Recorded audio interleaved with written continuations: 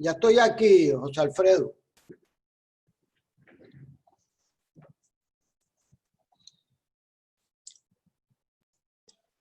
Estamos en el aire, Alfredo, ya. Ya estoy aquí.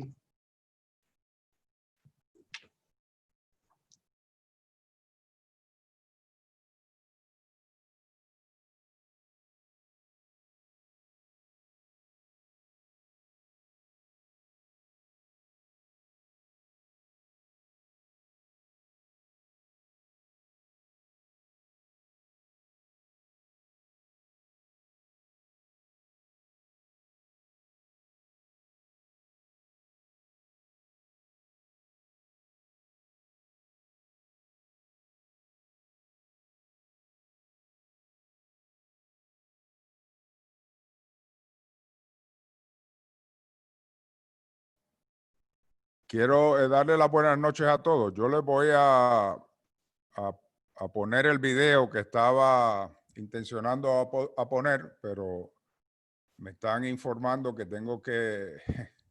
Estos son errores, que hay que darle algo aquí que no se le había dado, pero vamos a ver si puedo encontrar... ¿Me puedes poner el video? Ahora voy. Ahora voy.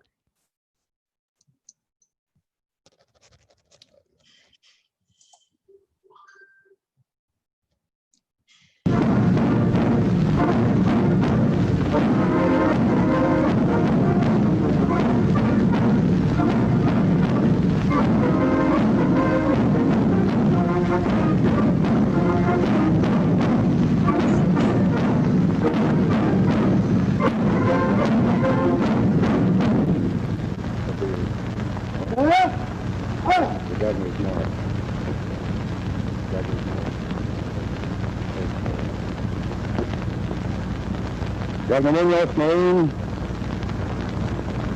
Admiral Greer, distinguished visitors. The armed forces of the United States of America have invited Governor U.S. Marine and his distinguished visitors here to Fort Brooke this afternoon to express our sincere goodwill and good wishes to the people and to the Commonwealth of Puerto Rico, and to do honor to the flag of the new Commonwealth. Governor U.S. Marine, you care to say a few words? General Bathurst, Admiral Greer, distinguished guests, in the name of the people of Puerto Rico and of the Commonwealth of Puerto Rico, I feel indeed honored by this ceremony that is taking place in this historical spot of Puerto Rico at this time. The flag of Puerto Rico will feel honored, greatly honored, by flying next to the flag of the American Union of the United States, of which we are proud citizens, as well as proud citizens of the Commonwealth of Puerto Rico. I think these walls of El Morro, which have witnessed so many events of great significance to Puerto Rico, perhaps have never witnessed an event of equal significance to the recognition by the authority and courtesy of the United States of the flag that symbolizes the greatness of spirit and of goodwill of the people of Puerto Rico, who are so proud to be in this new manner members of the American Union. Thank you very much. And you and I will face about the flag.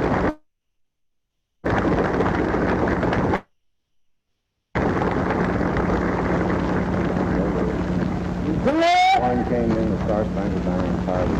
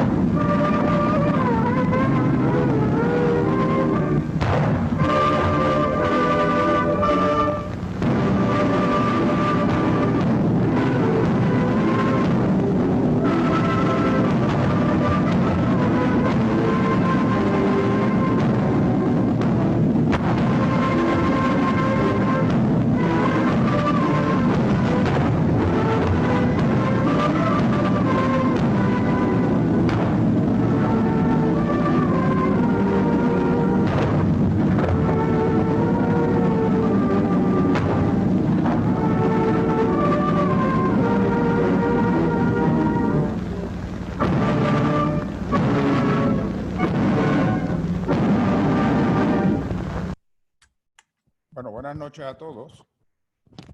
La Fundación Rafael Hernández Colón ha venido celebrando durante toda esta semana el proceso constitucional que desembocó en ese día que estábamos viendo ahí a Luis Muñoz Marín en las actividades que se llevaron a cabo en el Morro, luego de las del Capitolio, conmemorando el día que entró en efecto la Constitución del Estado Libre Asociado de Puerto Rico. Este proceso se estudia mucho en Puerto Rico, aprendemos cuál fue el proceso que se llevó a cabo, pero rara vez lo hacemos de manera comparada. La Fundación ha querido agrupar aquí esta noche a tres muy respetados puertorriqueños que nos pueden dar esa perspectiva. El juez Gustavo Gelpi, que ha estudiado profundamente y publicado un libro que contiene toda la trayectoria de los territorios.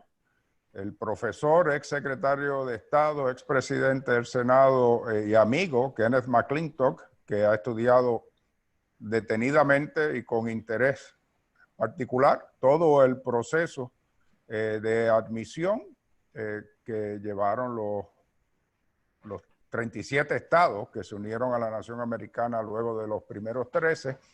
Y el profesor, ex secretario de Estado, ex alcalde de San Juan, amigo también, digo, los tres son amigos, Héctor Luis Acevedo, quien ha publicado y ha estudiado extensamente el proceso constitucional de Puerto Rico. Le doy las buenas noches a los tres y las gracias por estar compartiendo con la Fundación Rafael Hernández Colón este momento. Lo vamos a dividir, vamos a decir informalmente, en tres partes. En primer lugar, que quiero que Kenneth nos repase, digo, no todos, pero con algunos ejemplos, el proceso que se llevó a cabo en algunos estados. Para poner esto un poco en contexto, si Kenneth lo permite, Estados Unidos, bastante sabido, se forma por 13 colonias. Yo les voy a poner un mapa de ese Estados Unidos original y que presten atención porque vamos a hablar de Vermont, vamos a hablar de Virginia y vamos a hablar de Nebraska.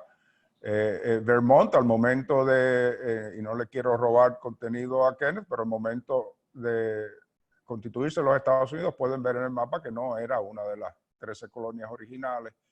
Y Virginia, aunque ahí aparece con una forma similar a la que tiene hoy día, de ese estado original de Virginia terminó siendo 3 distintos estados, y Nebraska está donde aparece ahí lo que le llaman The Colony of Louisiana, que después fue adquirido bajo el Louisiana Purchase. Regía al principio la ordenanza del noroeste que establecía, mirando más bien el territorio que aparece en ese mapa como el territorio del noroeste, por supuesto, que se formarían ahí no menos de 3 ni más de 5 estados, y que eso se llevaría a cabo cuando la población de esos estados llegara, estoy añadiendo cosas que no aparecen ahí, a más de 60,000 habitantes, bueno, lo dice ahí, 60,000 habitantes, free inhabitants, queriendo decir blanco, serían admitidos, y lo que quiero enfatizar es que le dice que tendrán libertad de crear su propia constitución permanente, siempre y cuando provea para un sistema republicano de gobierno. Esto es lo que inspira luego la Constitución y la cláusula territorial. Por eso es que la cláusula territorial habla de el territorio en singular, y es la frase que todo el mundo conoce de que el Congreso tendrá el poder de disponer y hacer todas las reglas necesarias con respecto al territorio u otra propiedad que le pertenezca a los Estados Unidos. En ese contexto es que se dan estas admisiones y le paso ahora la palabra a Kenneth. Muchas gracias, José Alfredo, y un saludo a mi profesor Héctor Luis Acevedo, rodeado por sus libros, y al al juez Helpi, que por lo visto parece que está en el territorio de las Dakotas o algo así, de acuerdo al trasfondo que tiene en el video. Una ¿cómo foto es? mayor. Dice que es Mallorca. Mallorca. Bueno, pues como adelantó José Alfredo, yo he escogido 3 estados para resumir o ilustrar las diversas maneras que el Congreso ha atendido la revisión constitucional de los estados en el proceso de admisión. El primero en nuestra discusión es el estado número 14, Vermont, que es el primero de los estados admitidos por los 13 estados originales, luego de aprobarse la Constitución de Estados Unidos y ponerse en vigor el artículo 4, sección 3, cláusula 1, que establece que el Congreso podrá admitir nuevos estados en la Unión. El segundo ejemplo que vamos a utilizar es el estado de West Virginia, que bíblicamente podemos considerar una costilla del estado original de Virginia, porque es extraído del territorio original que constituía el estado de Virginia. El tercero es el estado de Nebraska, uno de los estados en que el Congreso, al revisar su propuesta constitucional, requirió que fuera enmendada como un prerequisito para su admisión como estado. En esos estados veremos cómo el proceso constitucional que atravesó Puerto Rico con el borrador de constitución que sometió al Congreso allá para principios de los años 50 no fue inusual y que de hecho fue un tanto más leniente que en el caso de estados que le precedieron, quizás porque entendían que había que seguir el proceso a manera de un pacto, pero que no era como tal un pacto y no había que mantener exactamente la misma formalidad. Y esto se debe a que mientras en los estados se les requería que hicieran los cambios efectivamente y que fueran ratificados esos cambios por una convención constituyente y un referéndum popular, en el caso de Puerto Rico se proclamó la aprobación de la Constitución el 25 de julio, que era varios meses antes de que el pueblo tuviera ante sí los cambios en un referéndum que se celebró el día de las elecciones del 52 para que se ratificaran por el pueblo esas enmiendas que había requerido el Congreso de Estados Unidos. Vamos entonces a la región, y uso esa palabra a propósito, de Vermont, porque Vermont no era uno de los territorios originales. Era un espacio que existía entre New Hampshire y Nueva York, incluyendo Lake Champlain, que es el lago que lleva el nombre del primer europeo que realmente visitó el área, que no fue un inglés, sino fue un francés, Samuel Champlain, que era un explorador. Y en ese caso, 83 días después que las 13 colonias declararon la independencia, el 4 de julio de 1776, los líderes de Vermont, quienes estaban en guerra y a veces habían hasta tenido batallas con armas con Nueva York, a la vez que estaban en causa común con las 13 colonias en contra de la Gran Bretaña en la guerra revolucionaria, declararon su independencia, la independencia de Vermont, en una convención efectuada en el pueblo de Dorset y donde establecieron un gobierno propio bajo el mando de un denominado Comité de Seguridad o un Committee of Safety, y le pusieron el nombre a esa nueva república como la República de New Connecticut, a diferencia del territorio de Connecticut que le quedaba al sur. La nueva República de New Connecticut, que no gozaba de reconocimiento ni de los Estados Unidos de América, ni de ningún país que se sepa, redactó una constitución en julio de 1777. O sea, apenas unos meses de declararse república, redacta una constitución para su república. Su constitución prohibía la esclavitud y por primera vez en país alguno garantizaba el sufragio universal sin tomar en consideración la riqueza del individuo o el estatus de ese de ese individuo. El Comité de Seguridad gobernó con autonomía la región de Vermont o la República de New Connecticut durante 15 años. O sea que no fue una cosa tan pasajera, fue bastante permanente porque tuvo una década y media a cargo del destino de esa república. En 1782, 5 años después de crearse la república, el Comité de Seguridad peticionó al Congreso Continental de los Estados Unidos. Recuerden que la Constitución no entra hasta 1787 y los Estados Unidos estaba siendo gobernado por los artículos de confederación que establecía un Congreso continental, no el Congreso de los Estados Unidos que hoy conocemos. Y el Congreso, después de recibir esa petición, aplaza indefinidamente la consideración del asunto porque no quería meterse en problemas con 2 de sus 3 estados, que eran Nueva York y New Hampshire. Hay que recordar que durante el artículo de confederación uno tenía que asegurarse de mantener la mayor tranquilidad posible con las 13 estados originales porque se requerían distintos números de estados para poder aprobar ciertas cosas en el Congreso. Y todavía estaban las complicaciones de una guerra revolucionaria que todavía no había concluido para 1782. Durante este periodo de inacción, las fuerzas inglesas, aún en guerra contra sus antiguas colonias, ofrecieron aceptar la incorporación de la región de Vermont como una colonia leal a la corona y intimaron que de así hacerse, estarían en la disposición de concederle a esa región un gobierno mucho más autónomo y mucho más poderoso que los gobiernos coloniales que le había reconocido a las 13 colonias cuando eran parte de la Gran Bretaña. Los líderes de Vermont, ni cortos ni perezosos, le informan y le llevan las cartas que recibieron de parte de los británicos. Se lo llevan al Congreso Continental, los ponen a la luz de que estaban siendo enamorados por Gran Bretaña para que Gran Bretaña pudiera retener una presencia entre medio de las antiguas 13 colonias y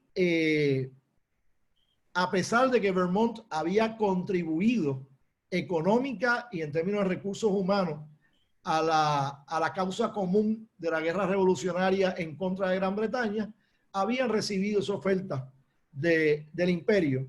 Y eso entonces provoca que se empiece a crear unos niveles adicionales de presión sobre el Congreso Continental y luego sobre el Congreso para considerar seriamente la admisión de un estado número 14 compuesto por la región de Vermont.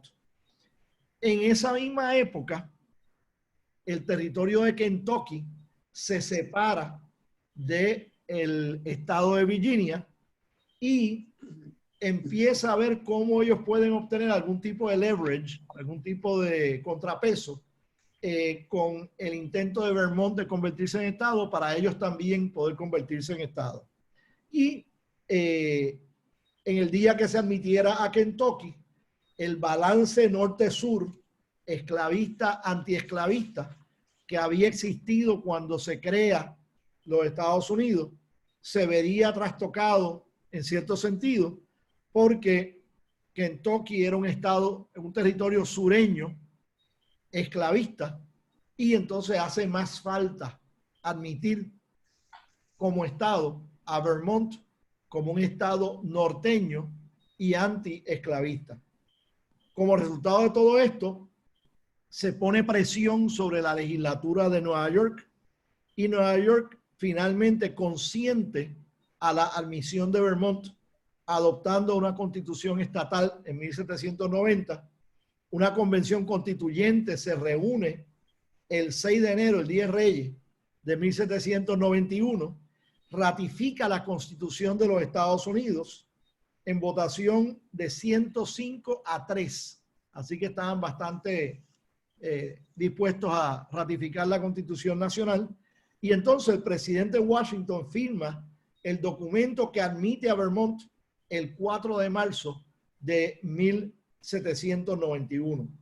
Dado el hecho de que la población de 241 personas en Vermont lo convierte en el estado número 8 en términos de población en ese momento, pues se aprueba una ley luego de la admisión de Vermont y de la admisión de Kentucky para que cada uno de los dos estados cuente con 2 representantes en el Congreso y no con el mínimo de 1, que es lo que se le otorgó a casi todos los territorios admitidos después de esos 2.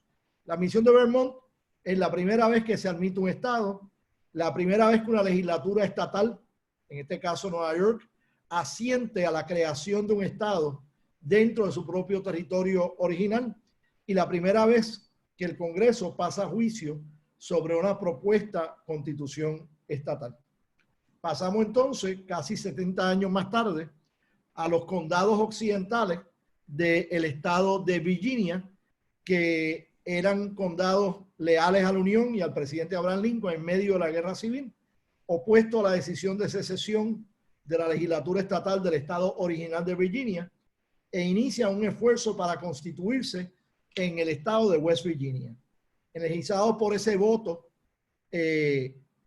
cuando se presenta la ordenanza de secesión al pueblo de todo el estado de Virginia y los votantes de los condados occidentales votan mayoritariamente en contra de la ordenanza de secesión, pues los líderes de esos condados occidentales se organizan, peticionan al Congreso para admisión, se constituyeron en una legislatura estatal de ciudadanos leales a la Unión que consintió a nombre de todos los condados de todo el estado de Virginia, cuando sabíamos que realmente no representaban a los condados del este de Virginia.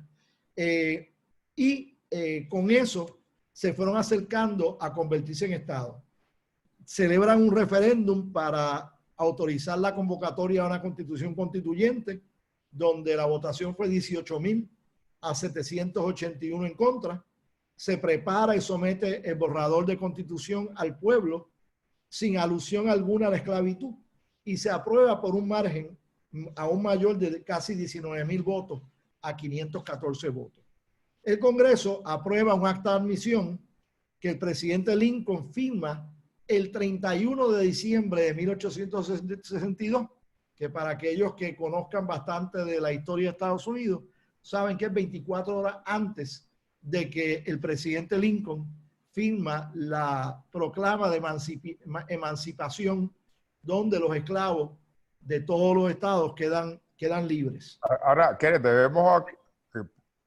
se debe aclarar que el acto de Lincoln del 31 de diciembre no convierte a West Virginia en un estado, todavía. Vamos por ahí. Tranquilo. No, es tranquilo.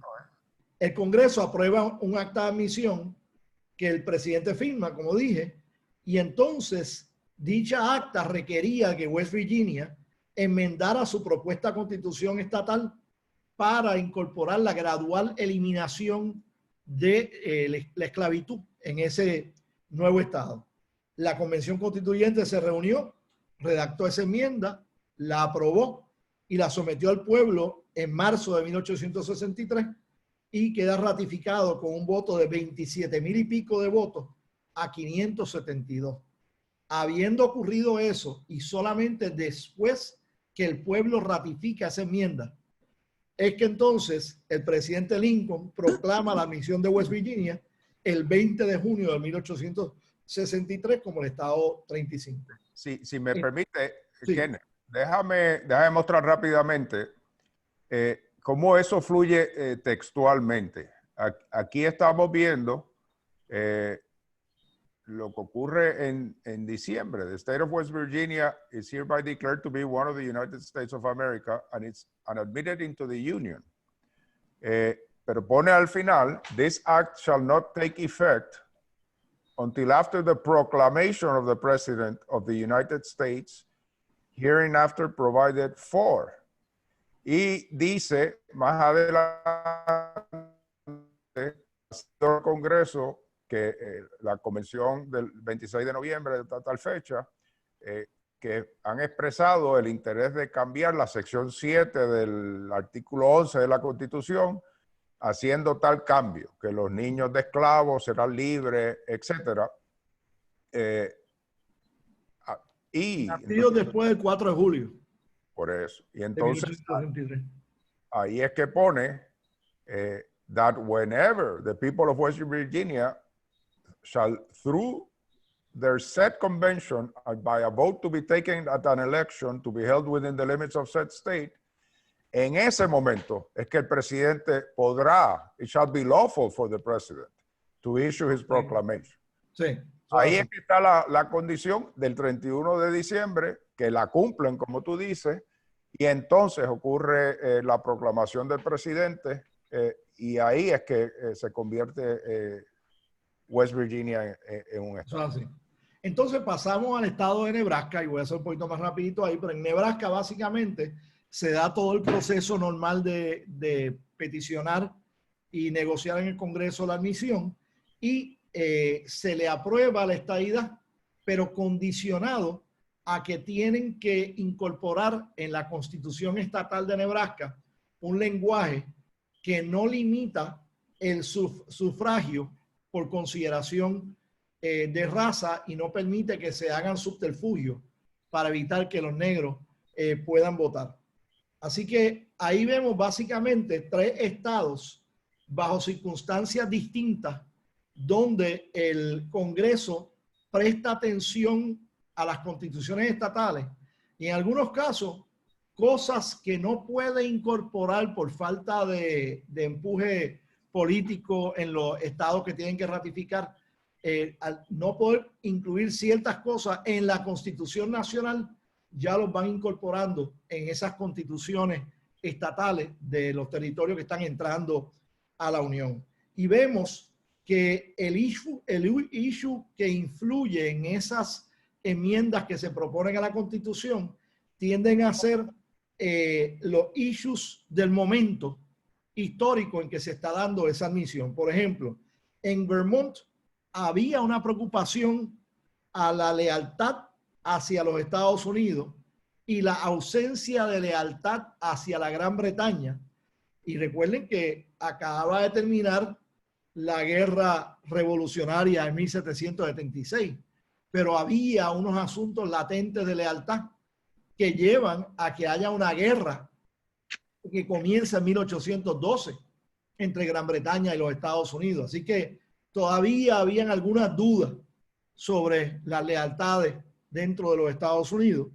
En West Virginia, en medio de la guerra civil, pues la preocupación es la abolición de la esclavitud y eso influye en cómo se maneja la constitución estatal.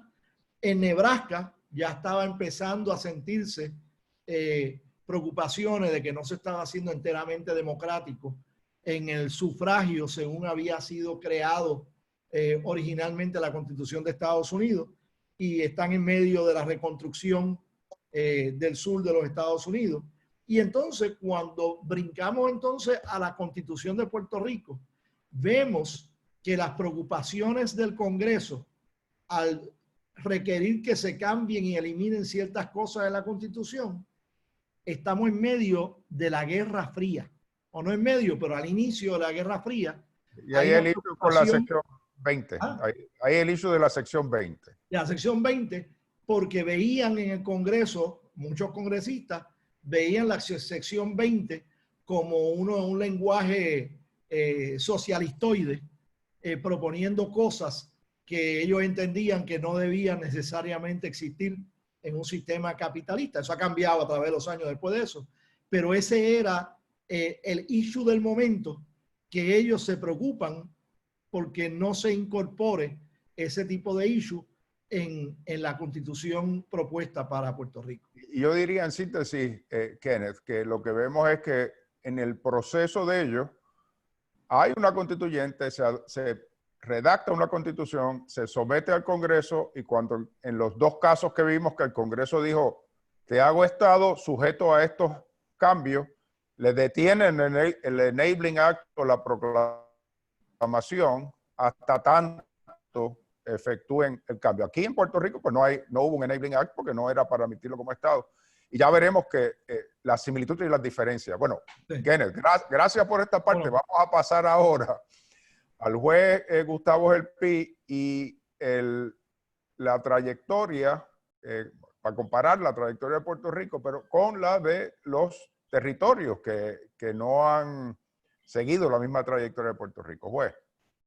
Y Bueno, pues, gracias, Kenneth. Yo creo que le abre los ojos a mucha gente lo que tú has narrado.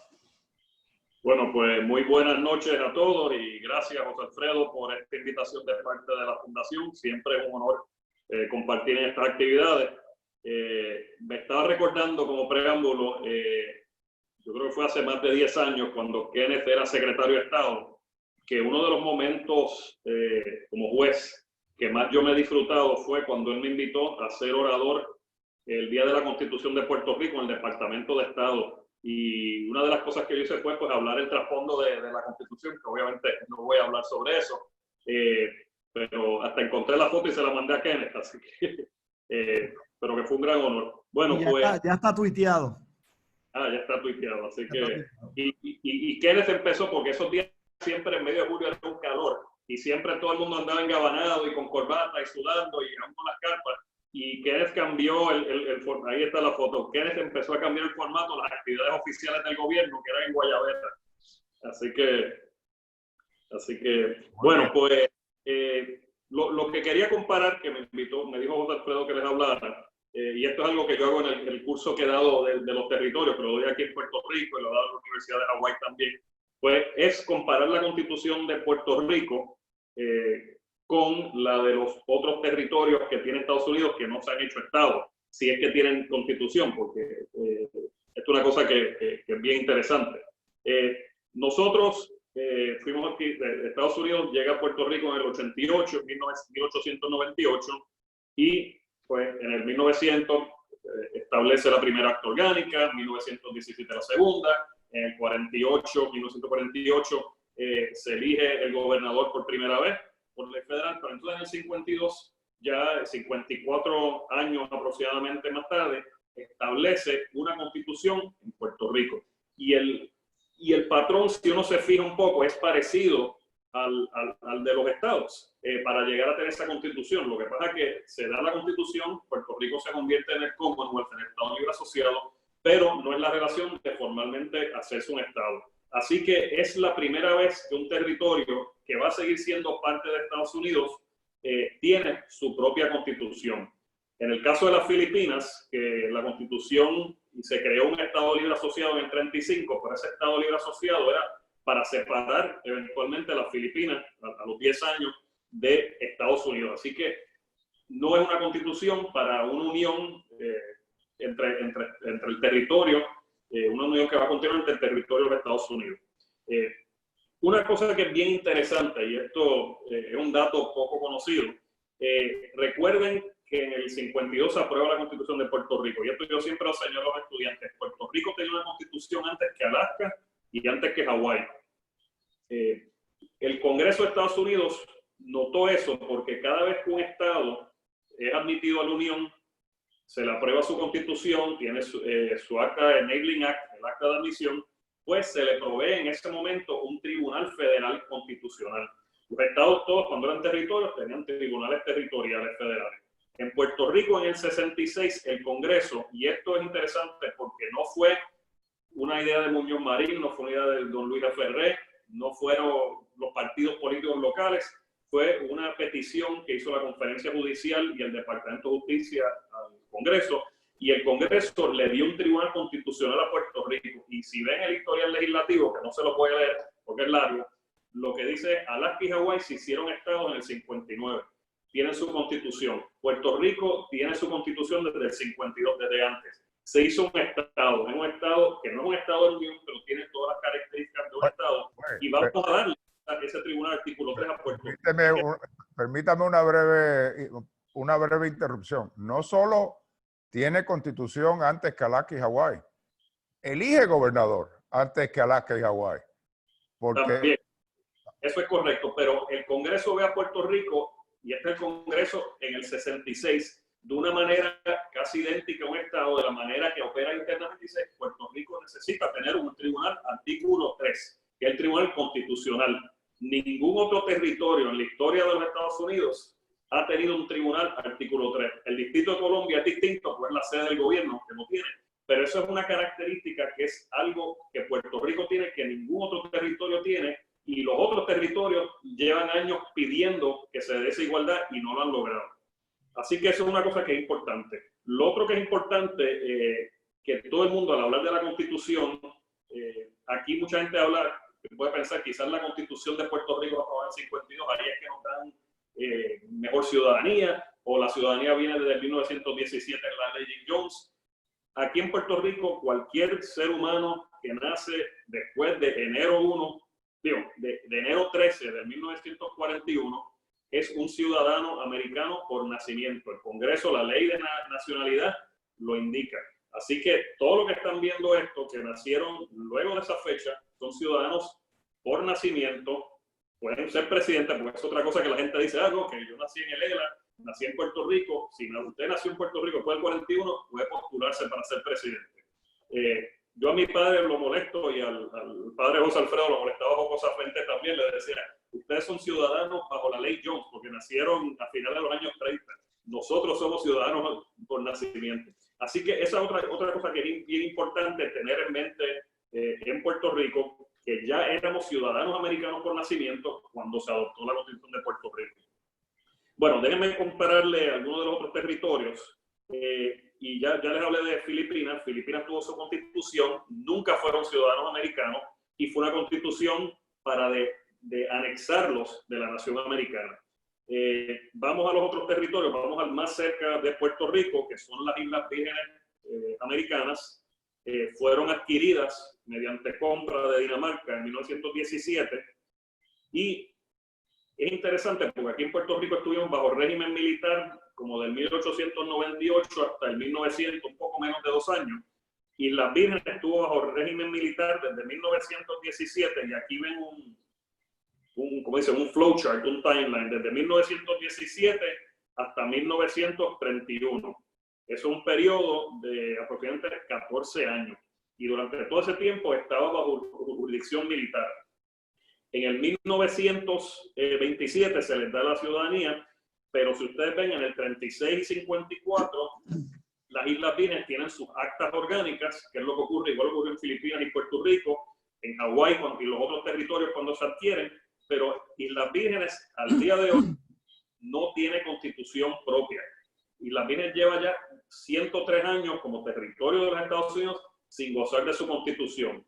Cuando el Congreso les ofreció hacer una constitución, hubo un referéndum local y no quisieron hacerlo. Cuando las Islas Vírgenes hicieron su asamblea constituyente y crearon su constitución, el Congreso se la rechazó. Así que ellos llevan ese proceso 30, 40 años y parece que no va para ningún lado. Así que esta es otra cosa que es bien crucial, que hay que tener en mente en Puerto Rico, decir, y esto fue durante la Guerra Fría, que yo creo que eso motivó al Congreso a actuar más rápido.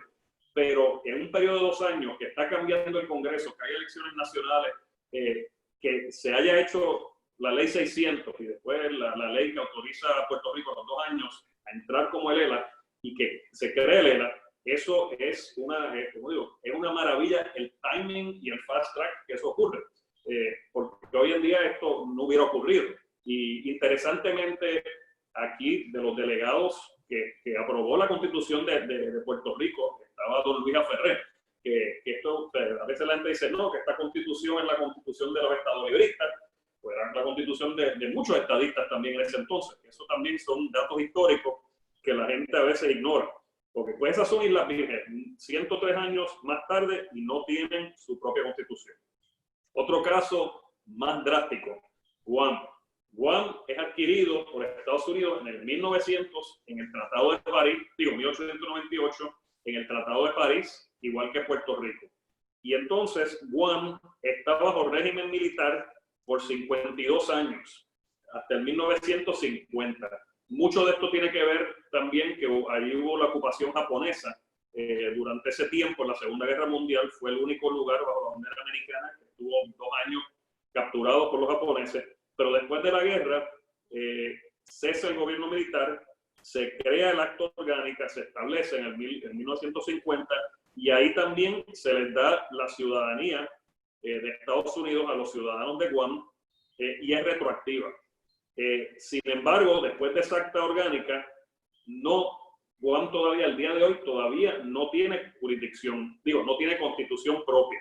Sí hay un estatuto para que, igual que Puerto Rico, elijan su gobernador desde el 68, pero hasta el día de hoy no tienen acta, no tienen constitución. Y como habrán visto allí, hubo una asamblea constituyente en el 1969. Los votos, miren lo loco que está esto: 37 por la estadía de los delegados, 20 por un ELA, 15 para hacerse parte de Hawái, 11 el status quo, 8 territorio incorporado, y entonces todos dicen eventualmente queremos ser Estado, pero ahora no. Así que si alguien se acuerda de cuando tuvimos el plebiscito del 98, que había 5 alternativas, aquí había hasta más alternativas. Todavía en el 79, el Congreso también sigue diciendo que redacten su propia constitución y mediante ley federal, y los electores en Guam redactaron su propia constitución. Así que al día de hoy Guam todavía no tiene su propia constitución. El otro territorio también que es interesante comparar, que podemos decir es el ELA, Puerto Rico, pero en fast track, y no sé si José tiene la diapositiva, pero es las Marianas. Y las Marianas, recuerden que era un fideicomiso después de la Segunda Guerra Mundial. Guam era parte de las Marianas, pero cuando Estados Unidos adquiere Guam, las Marianas se las venden a Alemania, después pasan a Japón, pasan a las Naciones Unidas, Estados Unidos está en control. En los 70 está el proceso que muchos de estos fideicomisos se convierten en repúblicas asociadas, como las Islas Marshall y otros territorios, pero las Marianas dicen, no queremos ser, no queremos ese tipo de arreglo, lo que queremos es una unión permanente con los Estados Unidos, y lo que después de varias negociaciones, lo que dice es, nos gusta lo que tiene Puerto Rico. Tienen su constitución, no son estados, tienen ciertas facultades que en ese momento, obviamente, después ha habido jurisprudencia y otras cosas que no vamos a entrar ahora, pero en ese momento ellos dicen queremos ser como Puerto Rico, así que se convierten, ellos ceden su soberanía para ser un territorio, no para ser estado, y a los 2 años ya tienen su constitución aprobada por el Congreso. Es igual que en Puerto Rico, es relativamente rápido, un periodo de 2 años, se ratifica la constitución de las Marianas. A los ciudadanos de las Marianas son ciudadanos americanos también, pero es interesante porque si leen el preámbulo de esta ley es que se va a usar el patrón que se usó en Puerto Rico. Así que las Marianas, desde que son parte de los Estados Unidos, automáticamente no tuvieron que esperar los 52 años, 54 años que Puerto Rico estuvo para tener su propia constitución. Así que, como digo, al día de hoy, Puerto Rico y las Marianas tienen sus constituciones, son muy similares, tienen sus leyes de relaciones federales también, pero las Marianas del Norte no tienen un tribunal federal constitucional, tampoco lo tiene Guam, tampoco lo tiene las Islas Vírgenes. El último ejemplo que se lo doy en 30 segundos es Samoa Americana. Samoa Americana, hasta el día de hoy, no son ciudadanos americanos, eso está en un pleito, son lo que sean nacionales, y entonces ellos están bajo la jurisdicción del Departamento del Interior, no tienen ni una ley orgánica. Básicamente allí está el secretario del Interior, que tendrá un delegado allí, y esa persona es la que aprueba todo lo que hacen los ciudadanos de las islas, de Samoa Americana. Ellos han redactado su constitución, pero esa constitución no es aprobada por el Congreso, es aprobada por el secretario del Interior. Y eso, imagínense aquí que estuviéramos en Puerto Rico, que nosotros ahora no tuviéramos constitución, o la queremos enmendar o la queremos aprobar, y que no es el Congreso, no es la Asamblea Constituyente, que es una sola persona que nombra a Estados Unidos, que no es el secretario del Interior per se, para que la apruebe. Así que esa globalmente es la comparativa de los territorios de Estados Unidos que han tenido sus actas orgánicas o su organización, porque está la zona del Canal de Panamá también, que fue un ex territorio, está la Bahía de Guantánamo, pero esos no son territorios típicos que van a tener su constitución o actas orgánicas. Así que con eso le cedo el resto de mi tiempo a Héctor Luis. Muchas gracias, juez. Yo creo que estamos viendo una comparación, una diferenciación con el historial de los territorios, alguna similitud con la historial de los estados, así es que para síntesis, antítesis, y ahora le toca a Héctor Luis Acevedo armonizar esas dos experiencias en el caso de Puerto Rico. Adelante. Muy buenas noches y muchas gracias por la invitación. Un saludo al juez El Pi y a mi ex estudiante cuando era un niño en séptimo grado, Kenneth McClintock. Él se pasa diciendo eso como cantándome mucha edad, pero yo era estudiante universitario, tampoco así. Fue mi mejor estudiante, espero que haya aprendido algo. Hoy aprendí yo de lo que él estaba profundizando en el desarrollo constitucional de Estados Unidos. Solamente puntualizo que mis estudiantes señalan que Lincoln abolió la esclavitud en los Estados Unidos y yo le aclaro que la proclama de Lincoln fue una proclama estratégica. Abolió la esclavitud en los estados rebeldes a Estados Unidos y va estado por estado. Luisiana, esta ciudad, aboló la esclavitud porque se fue rebelde. Esta ciudad que está bajo control de la Unión, ahí no. ¿Por qué? Porque él tenía 4 estados esclavistas que se quedaron en la Unión y no quería crearse un problema al comienzo de 1863, que no se sabía cómo se iba a decidir la guerra civil. Ya en el 65, pues ya fue otro cantar y él empujó la enmienda 13ª. En cuanto a la aportación, yo aprendí mucho de Vermont y de las 3 instancias que Kenneth señaló. Aprendí también del juez El Pi en su desglose del proceso histórico y constituyente de estos territorios y cómo se distingue de Puerto Rico. El Senado y la Cámara de Representantes de Estados Unidos habían estado distinguiendo a Puerto Rico de las Filipinas. En el 1916, ya marcan el rumbo de las Filipinas hacia una independencia. Nunca le dieron la ciudadanía americana. Morales Carrión descubre una carta interna del secretario de la guerra al senador Schaefer diciéndole: nosotros vamos con una guerra ya mismo, yo necesito que los puertorriqueños si pueden estar luchando como ciudadanos americanos, mejor. Y eso es importante aclararlo porque aquí hay una mitología de que aprobaron la ciudadanía para reclutar a los puertorriqueños en el ejército de Estados Unidos y eso no es correcto. Los puertorriqueños podían ser reclutados igual que cualquier residente de Estados Unidos, fuera o no ciudadano. Y de hecho, al día de hoy, el 10% del ejército americano lo constituyen personas que no son ciudadanos americanos. Era una vía expedita para conseguir la ciudadanía y meterse en el ejército. Y todavía lo es en Estados Unidos. O sea, pero Puerto Rico tenía un regimiento de soldados, pero no eran ciudadanos americanos. Claro, lo que dice el secretario de la guerra es diciéndole: mire, es mejor que vayan a pelear en una guerra si vamos a la Primera Guerra Mundial, como ya se sabía que iban a ir por el telegrama Zimmerman, que vayan como ciudadanos americanos, que era un reclamo de mucha parte de la ciudadanía. Había una diferencia grande entre si fuera un acto individual, que era lo que quería Muñoz Rivera y de Diego, o que fuera colectivo. En esa ciudadanía se le hicieron colectiva y la hicieron un requisito para ser comisionado residente y ser legislador, especialmente para poner a Muñoz Rivera en una posición incómoda. Y Muñoz Rivera pues no tuvo que tomar esa decisión entre renunciar a la ciudadanía o a su escaño como comisionado residente, porque se murió el 16 de diciembre del 16 y no llegó.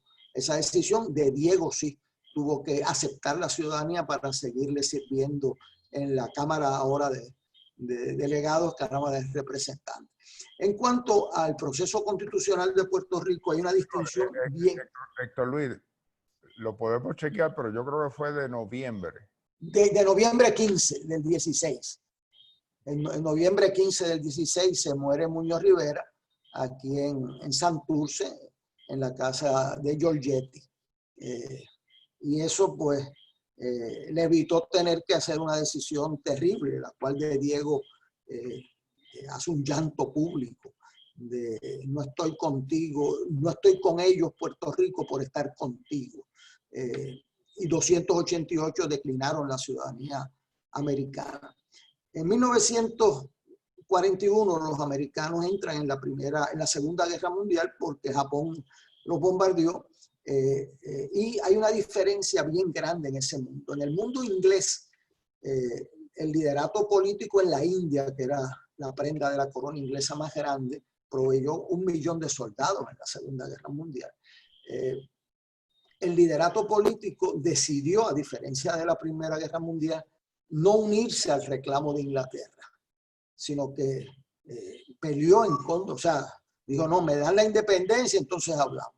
Y por eso es que arrestan a Gandhi en la estación del tren, porque estaba invocando una rebelión en medio de la guerra. En Puerto Rico, el liderato principal del país, que era Muñoz Marín, presidente del Senado, más los partidos que estaban en la Cámara y en el Senado, adoptan la actitud de que vamos a esperar en lealtad de Estados Unidos al fin de la guerra para nuestros reclamos. Van a una comisión en el 43, proponen un proyecto Tidings con varias opciones, surge la del dominio, pero la actitud es nosotros vamos a estar luchando en esa guerra. Mi papá estuvo en esa guerra en África y en Europa, pero nosotros nuestros reclamos los vamos a poner hasta luego de la Segunda Guerra Mundial.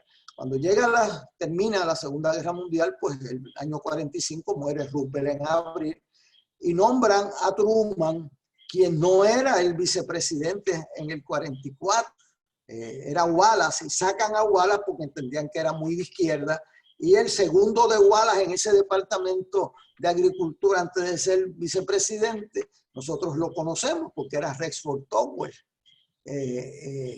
o sea, que viene a Puerto Rico.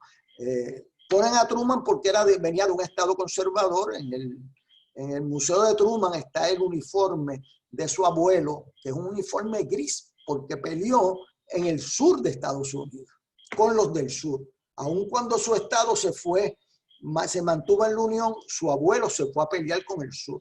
Eso es importante porque el Partido Demócrata tenía una vinculación bien fuerte con el sur. ¿Y qué sucede? Truman termina la guerra y quiere nombrar a un puertorriqueño. Contrario a lo que dice quizás el mejor recuento, uno de los 3 errores en 5 tomos que le he encontrado a don José Trías Monge, que dice que el nombramiento de Piñero fue por unanimidad. Digo, si uno escribe 5 tomos, cualquiera de los que estamos en este programa, yo le aseguro que tiene más de 3 errores en 5 tomos. Y, o sea, que uno de los pocos errores que tiene Trías, dice que el nombramiento de Piñero fue por consenso. Y el FBI le hizo una guerra, el Partido Demócrata le hizo una guerra. Aquí en Puerto Rico mandaron cartas en contra. Martín Travieso quería que lo designaran a él. Todos los postmasters que usted puede imaginar solicitaron el cargo de gobernador porque el presidente del Partido Demócrata era el postmaster general, una tradición que tenían. Así que y Truman quería nombrar un puertorriqueño, estuvo bien cerca de nombrar un general puertorriqueño, Pedro del Valle, que tiene una calle ahí en Isla Verde, pero se opuso el Partido Demócrata, se opuso Muñoz Marín, que dijo que prefería un liberal chino a un puertorriqueño reaccionario. El liberal Chinaman, el Puerto Rican reactionary, y era medio familia de Pedro, del general del Valle. Ese nombramiento de Piñero el 25 de julio del 46 fue un nombramiento crucial porque Piñero era un oficial electo en Puerto Rico, había sido representante, era el presidente de la Asamblea Republicana de Carolina y se va con Muñoz Marín, se hacen íntimos amigos y es el que ayuda a inscribir el Partido Popular. Y entonces es representante del Distrito 35, se tranca la asamblea en Ponce, Piñero está en Washington y Muñoz lo nomina y apagan las luces. Dice a Roberto de Jesús Toro, que le dijo Jesús Piñero, y aprobado. Y dice don Roberto, cuando entró estaban apagadas las luces, así que Churumba no fue el primero que apagaba las luces en Ponce. Ese nombramiento era un oficial electo. Y los conservadores entendían que después que nombraran a un puertorriqueño electo, lo próximo era la ley de gobernador electivo. La ley de gobernador electivo la presenta el gobierno de los Estados Unidos. Muñoz Marín no quiso presentar con Fernós esa ley para que no creyeran que eso satisfacía las peticiones de Puerto Rico. Pero el gobierno federal adoptó la actitud que habría recomendado Togwell de ir poco a poco, incremental. Y vamos ahora con el nombramiento de un puertorriqueño. Luego la ley de gobernador electivo y luego hablamos de la Constitución.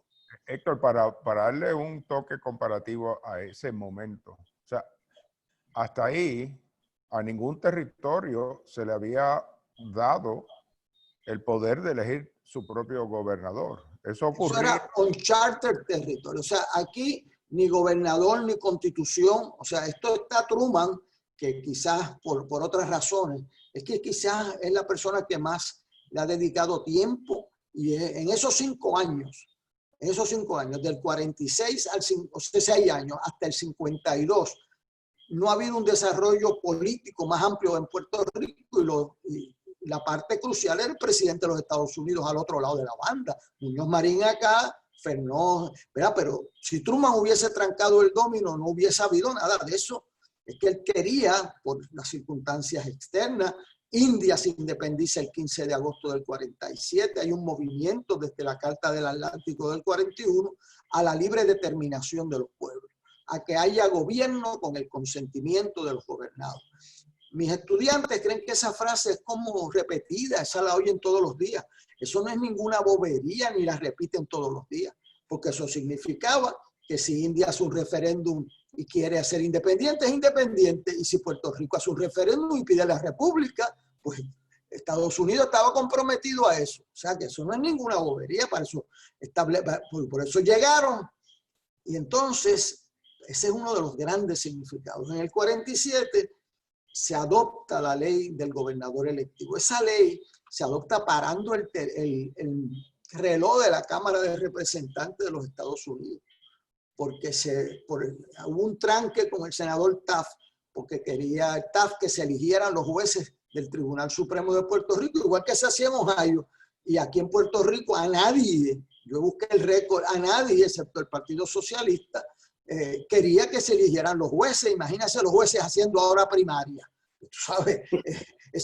Imagínense el juez El Pi compitiendo para el Tribunal Supremo de Puerto Rico en un fundraising esta noche. Imagínense.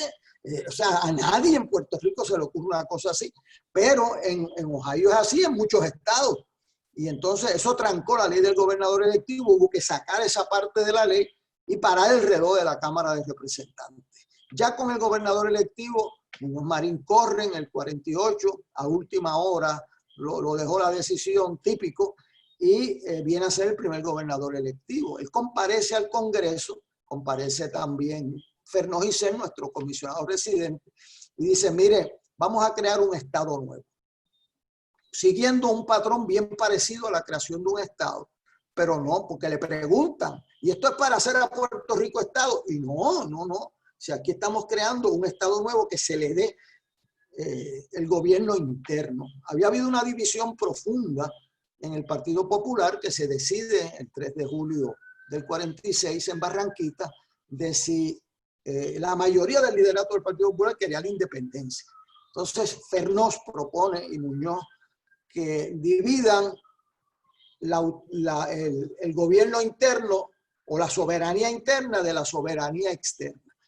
El ala más independentista del Partido Popular, gente de Polanco, el mismo Susoni, se oponen a esa división porque ellos saben que se podían quedar sin la segunda parte, pero hay una votación y 59 se decidió. A base de eso se somete. Yo diría, Héctor Luis, que no fue el 3, que fue el 4. Porque... Bueno, empezó la reunión el 3, pero como José Alfredo estaba allí, pues sabe que terminó el 4 de julio. Y entonces, el que le guste eso, el mejor recuento que hay, lo hace el profesor ponceño Carlos Zapata, esa es una reunión desgarradora, y lo dice Muñoz Marín en sus memorias, porque los independentistas dentro del partido sabían de qué se trataba. Es interesante porque toda esa discusión se da entre gente que trabajan juntos, que comparten funciones. O sea, Muñoz Marín era el presidente del Senado y quien le debate en contra es el portavoz en el Senado, Heijer Polanco, a quien después designa secretario de Justicia o Procurador General de Puerto Rico. O sea, no son personas ajenas. Susoni preside la Cámara, le debate en contra, pero vota a favor. Yo creo que por la tradición, y después se va a ser candidato del PIB, de que tú no le cuestionas una moción a Muñoz Marín, aunque le debatas en contra y sigues presidiendo la Cámara. Un sentido de lealtad institucional algo diferente a nuestros días. Luego comparece en el 49 y dice, mire, basándonos en la ordenanza del noroeste, la cual mencionaron y en el mapa está, la ordenanza del noroeste para organizar los territorios se hizo bajo los artículos de confederación y luego en el primer año de la Constitución americana la adoptan como una ley, disponía la organización de ese territorio para hacer los estados, pero decía que esta ley se adopta in the nature of a compact. Y como Fernández leía mucho, también tenía unos asesores, ¿verdad? Abefortas y Trias Monge, leía mucho derecho americano, porque era lo que quería estudiar de muchacho, nos mandaron a estudiar medicina. Él sabía que in the nature of a compact, la próxima oración dice que no se puede enmendar unilateralmente. Así que él, yo vi un diálogo ahí entre un senador americano diciendo, ¿y cómo ustedes me colaron eso? Y digo, bueno, pues eso está en las leyes de ustedes y nadie lo vio porque nadie vio la segunda oración. Esa es la ventaja de estudiar historia. La ley 600, que viene a ser, como dijo el juez Elpi, un acto increíble en términos de tiempo. O sea, ese proyecto de ley se aprobó y se hicieron las vistas públicas y se convirtió en ley en meses. Eso es casi imposible en el Congreso de Estados Unidos. Y yo le atribuyo eso a muchas cosas, al liderato de Muñoz, lo que sea. Pero cuando usted ve la ley 600, van a ver la magia de saber cómo legislar. Si hubiese hecho Fernández lo que normalmente se hace, que era todas las disposiciones que van a quitar, tacharlas, esa ley tendría ¿cuántas páginas tiene? Como 20 páginas. ¿Y cuántas páginas tiene? 2 páginas y media. ¿Por qué? Porque lo puso en número, se abolen las siguientes disposiciones y lo pone en un párrafo. El número, porque aboría todas las disposiciones de gobierno interno de la ley Jones. Y la magia es que es cortito. Entonces, si usted le dice a un ayudante legislativo, le hace estas 40 páginas, eso se tarda en un mes. Si usted le dice, lee estas 2 páginas, se tarda un día. Esa es la diferencia y lograron la aprobación de la ley 600 el 3 de julio de 1950. Esa ley tiene 3 disposiciones que son sumamente importantes. Lo primero es que reconoce por primera vez en la historia el principio del gobierno por el consentimiento de los gobernados. Eso no se dan cuenta lo que eso significa. Es la primera vez en la historia de Puerto Rico. Si aquí hay un referéndum y ganan en la ley 600, gana la independencia de Puerto Rico con una ley federal, tienen que moverse a la independencia porque hay una ley que obliga al gobierno por el consentimiento de los gobernados. Lo segundo es que es una ley... Héctor, lo ves ahí en el primer párrafo de la ley 600 que dice fully recognizing the principle of government by consent. Bueno, esa es la primera vez en la historia. Eso suena como ordinario. Yo se los menciono a los estudiantes. ¿Ven algo nuevo aquí? Nada. Bueno, lo que pasa es que nunca ni los españoles ni los americanos habían ese principio de gobierno por el consentimiento de los gobernados. No aplicaba a Puerto Rico, ni aplicaba a Guam, ni a las Islas Vírgenes. Nadie de eso, ni Alaska, o sea, eso no aplicaba. Esto es un acto novel, producto de la mitad del siglo XX, de la Carta del Atlántico, etc. También esa ley tiene otro aspecto que dice in the nature of a compact. Eso in the nature of a compact que viene, ya yo se los expliqué, de la ordenanza del noroeste, es la primera vez que se adopta esto en cuanto a Puerto Rico. El otro día hubo un debate y alguien dijo, no, que se quedó in the nature of a compact. Eso no es correcto, eso fue lo de la ley 600. Un tiempo después se hace la ley, cuando terminó el proceso, la ley 447, y se dice as a compact, como un convenio. O sea, eso lo dice la ley federal aplicable hoy a Puerto Rico. Eso es bueno que lo sepan, pues se le da mucha importancia a la frase in the nature of a compact, pero si ustedes ven la ley 447 adoptada en el 52 y ratificada por la Convención Constituyente y luego un referéndum, como señaló Kenneth, lo dice específicamente. Bueno, dice aquí, dice en el primer párrafo, was adopted by the Congress as a compact. ¿Por qué? Porque en the nature of a compact era que era una oferta del Congreso al pueblo de Puerto Rico. La oferta es aceptada en un referéndum en Puerto Rico abrumadoramente, 300, lo tengo aquí, los resultados, porque aquí hay gente que hablan, pero nos dicen que fue 387,000 a 119,000, que se aprobó eso por los votos del pueblo de Puerto Rico. Lo tercero es que quizás lo más radical en términos de lo que señalaba el juez Helpi, y es que aquí adoptan una ley federal sujeta a que el pueblo de Puerto Rico la apruebe. Eso es extremadamente raro. Eso en el 99.9 de los casos no existe. El Congreso de Estados Unidos no dispone que sus leyes yo veo que las apruebe el presidente, depende de que otro ente las apruebe. Eso es extremadamente raro en el derecho procesal americano legislativo. O sea que están haciendo un acto que hay que entender que pudieron haber, eso que dicen es otra ley orgánica. Bueno, no es ninguna otra ley orgánica porque el pueblo de Puerto Rico la podía rechazar. O sea, una ley orgánica la dispone el Congreso. De hecho, eso es uno de los debates al final con la enmienda Johnston para que todas las enmiendas futuras tengan que ir al Congreso, y eso se trancó el proceso y la quitaron. Así que ese es el proceso constitucional. Es interesante, la elección de los miembros de la constituyente se hace el lunes 27 de agosto. La mayoría eran miembros del Partido Popular. El Partido Independentista decidió no ir a la convención constituyente. El Partido Estadista fue, y el Partido Socialista quien favoreció la aprobación de la ley 600. Es importante saber que la convención... Héctor, antes que llegues a eso, déjame, porque mencionaste lo de que la 447 le da a Puerto Rico la facultad de ser quien la proclama, ¿verdad? Quiero rápidamente y entonces retomas la palabra, que vean los textos. ¿Por qué? Porque recordaremos que ellos le ponen condiciones a Puerto Rico cuando aprueban la Constitución, y lo ves aquí. Ellos dicen que la Constitución fue redactada por los delegados de la Convención Constituyente y adoptada por el pueblo de Puerto Rico en referéndum en marzo 3 del 52.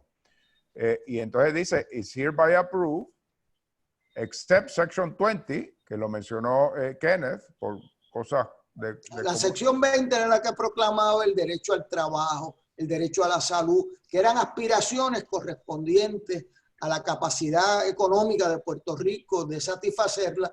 El Congreso entendió que eso era muy socialista, como dijo Kenneth, o que era una aspiración que no era exigible, porque decían, ahora ahí dice derecho al trabajo, van el lunes y radican un pleito, que de dónde está mi trabajo. Y eso, aunque no lo decía, era lo que los conservadores del Congreso quisieron sacar de allí. También pues la Iglesia Católica en particular quería, aunque no lo decía la Constitución, tener claro que si uno iba a una escuela privada, pues el requisito de la Constitución de educación se cumplía. Eso estaba en el informe, pero complacieron a los delegados que se metieron allí en el Congreso y hicieron eso. La resolución 34 de la Convención Constituyente del 10 de julio del 52 acepta a nombre del pueblo de Puerto Rico estas condiciones y convoca al gobernador le pide que suelte una sesión extraordinaria para ratificar la vigencia de esas enmiendas adicionales que tú mencionas en la 447 en las próximas elecciones. Pero lo aceptaron a esos efectos. También pues así pudieran proclamar la Constitución el 25 de julio y en las próximas elecciones, como correctamente señaló El Pero, profesor McClintock, el pueblo de Puerto Rico adoptó Héctor, respaldar esas dos enmiendas. quiero hacer una comparación aquí. Este es el lenguaje de la 447 y quiero que lo vean pensando en lo que pasó con West Virginia y lo que pasó con Nebraska, donde le aprobaban la Constitución sujeto a que, le aprobaban la admisión como Estado sujeto a que acordaran las enmiendas que el Congreso le estaba pidiendo a su Constitución. Y aquí dice la 447 que la Constitución del Commonwealth of Puerto Rico queda aprobada y será efectiva cuando la Convención Constituyente de Puerto Rico declare en una resolución formal su aceptación a nombre del pueblo de Puerto Rico de las condiciones aquí contenidas, y cuando el gobernador de Puerto Rico, siendo notificado por los oficiales de la Convención Constituyente, emita la proclamación a ese efecto. Ahí quiero hacer un punto sobre lo que planteó Kenneth, de que Puerto Rico hizo un referéndum después del 25 de julio para ratificar las enmiendas, pero hago hincapié que la 447, el Congreso no requirió el referéndum. Puerto Rico celebró el referéndum para que quedara claro que el pueblo de Puerto Rico aceptaba esas enmiendas, pero la 447 lo que le requería era que la Convención Constituyente aceptara las enmiendas para que el gobernador pudiese proceder a la proclamación. Pero sigue el patrón o sea, es un mito que hay aquí de que el Congreso, distinto a los estados, le requirió a Puerto Rico cambios a la Constitución. No, lo requería a los estados también. Oh, sí, y los ejemplos que dio Kenneth no son los únicos, que esa era la parte del programa. Eso se repite como un patrón en otros estados. Pero hay que decir también de que en el caso de Puerto Rico, el Congreso decidió no requerir la ratificación por el pueblo antes de que se hiciera efectiva la Constitución, y tampoco requirió que el presidente fuera el que proclamara que la Constitución estaba en vigor, sino que delegó esa función en el gobernador de Puerto Rico, que permitió que estratégicamente se escogiera un día que ya era día de fiesta para proclamar la Constitución y crear un evento histórico de igual o mayor fuerza que el evento histórico que se celebraba ya el 25 de julio. Eso es un buen punto que trae Kenneth, porque ese día se había celebrado bajo España, se había celebrado en Estados Unidos, y ahora era el nombramiento de Piñero, que lo anunciaron ese día, y entonces pues tenía un espíritu simbólico, igual que el día que se cita la Convención Constituyente a comenzar, que es el 17 de septiembre, es el mismo día en que termina la de Estados Unidos. O sea, y eso a Fernón no se le escapó. Sí, déjame añadir una cosa que es interesante. Cuando la Constitución se aprueba, muchos estadistas en ese momento la veía a Lela y veía la Constitución como un gran paso hacia la estadidad. Igual el Partido Independentista se oponía porque decía esto es la estadidad disfrazada. Así que en ese momento, y si ustedes ven también los números que enseñó José Alfredo en la diapositiva, de las personas que votaron por aprobarla, 376,000 aproximadamente contra 82,900, que básicamente es 4-1 el voto. O sea, y ese voto incluía, pues obviamente también personas que creían en la estadidad. O sea, que esto no es que la pasó un solo partido político, esto fue varias personas con varias ideologías. Había estadistas que lo veían como un paso a la estadidad, estadolibristas que lo veían, esto es lo que queremos, y personas que no participaron en el proceso porque decían que no querían ni fu ni fa. Así que, y esa Constitución del 52, en ese momento, es posiblemente la Constitución, en ese momento histórico, más avant-garde, no solo en la nación americana, sino en todo el mundo en ese momento. Tenía la prohibición de pena de muerte, específicamente en la Constitución, la prohibición también contra grabaciones electrónicas, que eso en Estados Unidos la Constitución no lo prohíbe, el derecho a fianza, el derecho también a no estar 6 meses en detención preventiva, más de 6 meses. Son unos derechos bien avant-garde para ese momento, y es un documento que después otros países de Latinoamérica miraron a Puerto Rico América Latina para copiársela. Es un documento que trasciende ideología. El movimiento estadista de Puerto Rico, bueno, Kenneth es uno que entiende que de Puerto Rico hacerse querer y lograr hacerse Estado, utilizarían, mantendrían. Es un proyecto de ley así mismo. Yo quería significar sobre eso que dijo el juez, que la Constitución de Puerto Rico se aprueba 88-3 con la aprobación de los 3 partidos que fueron a la constituyente. O sea, la firmaron, aún los que votaron en contra, pero 88-3, o sea, el partido estadista con Luisa Ferré, con Celestino Iriarte, era el presidente cuando comenzó la constituyente, García Méndez, son proponentes de la constituyente. El Partido Socialista era un partido de tradición estadista, pero su delegado, que es el papá de doña Viola Orsini, era independentista y era delegado por el Partido Socialista, es uno de los 3 votos que no la firma, y 2 miembros del Partido Republicano, pero los 3 partidos políticos firman esa y aprueban la constituyente. Eso es bien importante porque aquí se ha convertido, como señalaba un juez, el juez, que si un partido lo aprobó, aquí eso fue el consenso de los partidos principales en Puerto Rico, salvo el Partido Independentista, que tenía sus razones para objetar la misma porque entendía que legitimaba la presencia de Estados Unidos, y una pena porque los delegados independentistas hubiesen aportado mucho. Hay unos aspectos que yo quisiera mencionar, por ejemplo, los niños fuera de matrimonio que nacían en Puerto Rico no heredaban antes de la Constitución, no heredaban, y eran cientos de miles, no estamos hablando de una docena, cientos de miles, y la Constitución le da el derecho de igualdad, que no se pueden discriminar por nacimiento, y los frutos inocentes del amor, como dice don Jaime, no deben advenir al mundo con descalificaciones por actos que no son suyos, y eso después se recoge en un caso que lo decide un familiar de José Alfredo, porque es el juez ponente. Ocasio versus Díaz. Ocasio versus Díaz. Ocasio versus Díaz, que hace retroactivo para todos los efectos esa determinación. Las mujeres igual paga por igual trabajo, que no lo pudieron adoptar en Estados Unidos. La cláusula de minorías. Puerto Rico es el único país del mundo que le garantiza a las minorías una tercera parte de sus cuerpos legislativos originales.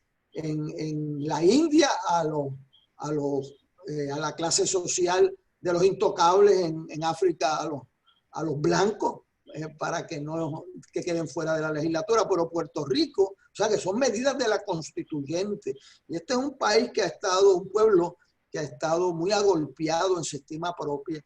Cuando uno lee la constituyente no la debe disminuir, porque ese es el fruto más grande que hemos tenido. Si usted lo puede superar, muy bien, pero no disminuyamos los grandes logros de Puerto Rico. Allí se le dio igual a los niños, se le dio igualdad a las mujeres, a los niños, se le dieron derechos que no tenía la gente en Puerto Rico, a las minorías. Y eso nosotros debemos partir de este momento constitucional, y por eso quiero agradecer esta oportunidad. Para el rumbo que quiera tomar el pueblo de Puerto Rico, debe hacerlo sobre las bases de un logro como la Constitución, donde nos pudimos poner de acuerdo a la gran mayoría de los puertorriqueños, y con el voto limpio y respetado pudimos partir hacia otras fronteras de entendimiento y creación y paz social en Puerto Rico. Muchas gracias, Héctor Luis. Antes, ¿quieres decir algo? Pero hay una pregunta para el juez El Pi. Antes de que conteste, cuando yo estuve promoviendo hoy este webinar, y alguna gente me contestaba que lo iban a escuchar y esto y lo otro, o ver, un amigo mío me dice, pero ¿y cómo tú vas a participar en una actividad organizada por la Fundación Rafael Hernández Colón para hablar positivamente de la Constitución de Puerto Rico? Y como tú me has escuchado a mí decir, José Alfredo, en muchos programas que tú y yo hemos compartido, yo creo que la Constitución de Puerto Rico es una Constitución muy moderna y que tiene un número de propuestas de avanzada para esa época de 1952, pero obviamente era 165 años más joven que la Constitución de los Estados Unidos, así que no era para menos que tuviéramos eso. Y yo he dicho en muchas ocasiones que el día que se alcance la aspiración que yo tengo de que Puerto Rico sea Estado, no va a haber que estar convocando una constituyente de meses de duración para redactar desde un principio una nueva constitución. Vamos a poder utilizar esta misma constitución que nos ha servido bien por tanto tiempo y que fue producto mayoritariamente por delegados populares, pero también de delegados estadistas y delegados independentistas. Así que...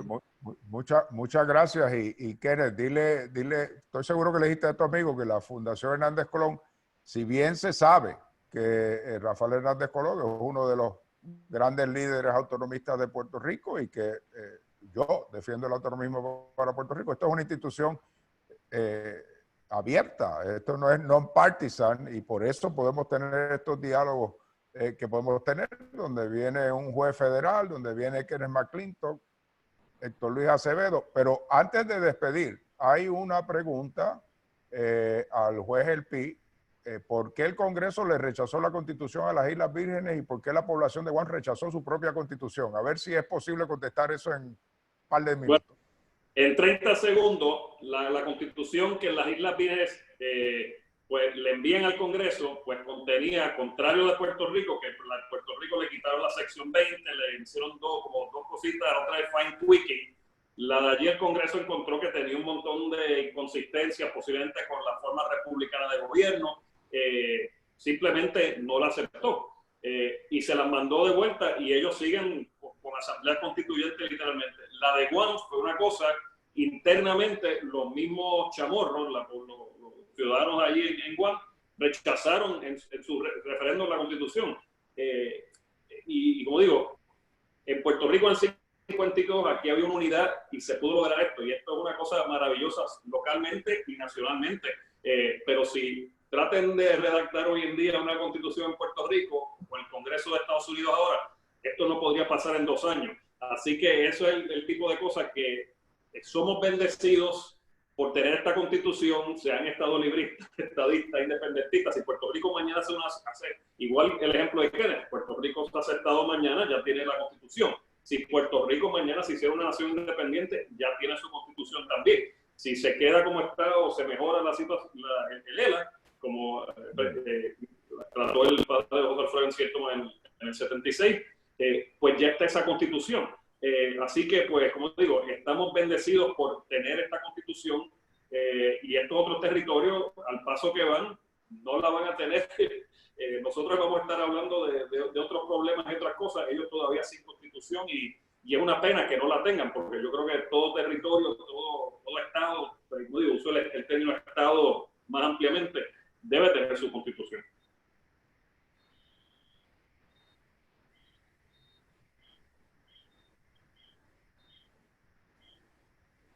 Bueno, José Alfredo, ahora empieza el segundo panel.